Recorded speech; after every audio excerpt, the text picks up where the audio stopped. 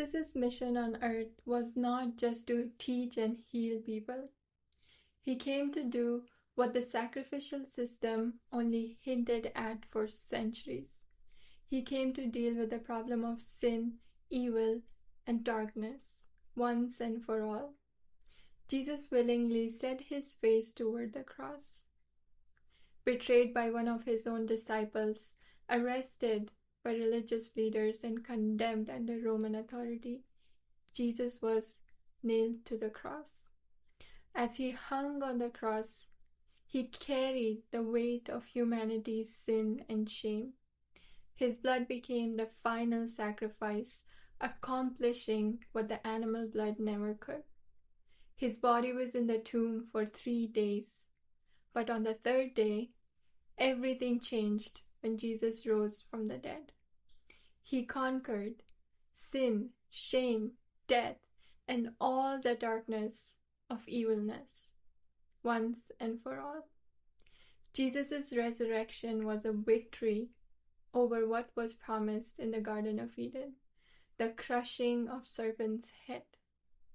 Jesus lived, died, and rose again to restore humanity to God and to fulfill all promises made across the centuries.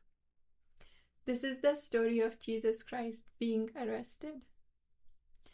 After sharing the Passover meal with his disciples, Jesus and his disciples went to a place called the Garden of Gethsemane. It was on the Mount of Olives.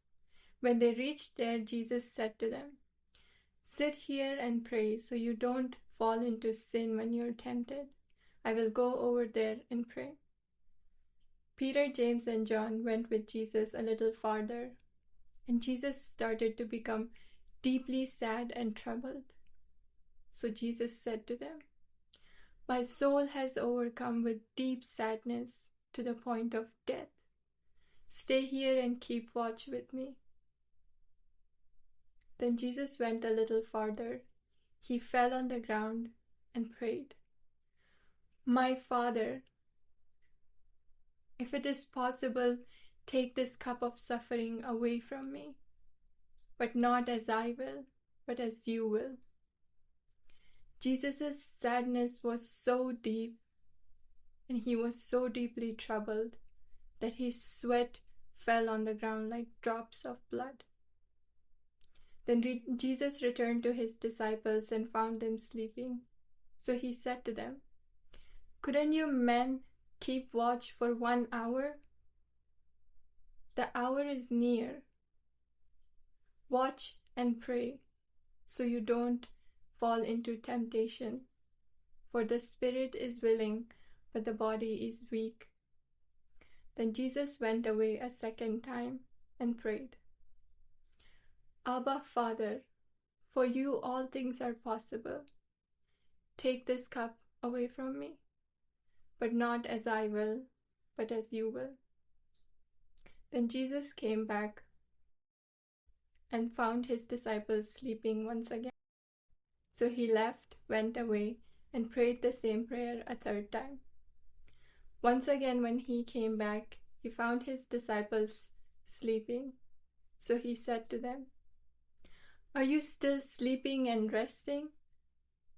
The hour has come, and the Son of Man is about to be handed over to the sinners. Get up, let us go, for the one who's handing me over is coming." As Jesus was speaking, Judas arrived with a large crowd, with swords and clubs. Then Judas stepped forward and greeted Jesus with a kiss, which was an arranged sign of his betrayal. Then Jesus said to Judas, "Judas, are you betraying the Son of Man with a kiss?" Then Jesus asked the crowd, "Who is it that you're looking for?" They said, "Jesus of Nazareth." Jesus said, "I am."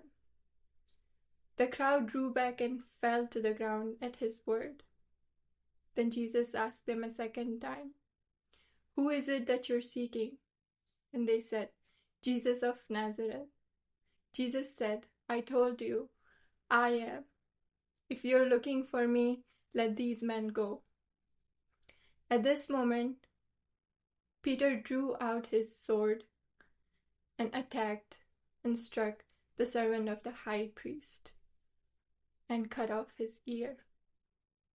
But Jesus rebuked him, saying, "Put your sword back in its place." Then the man stepped forward, grabbed Jesus, and arrested him. Jesus willingly surrendered himself, so all the writings of the prophets would be fulfilled.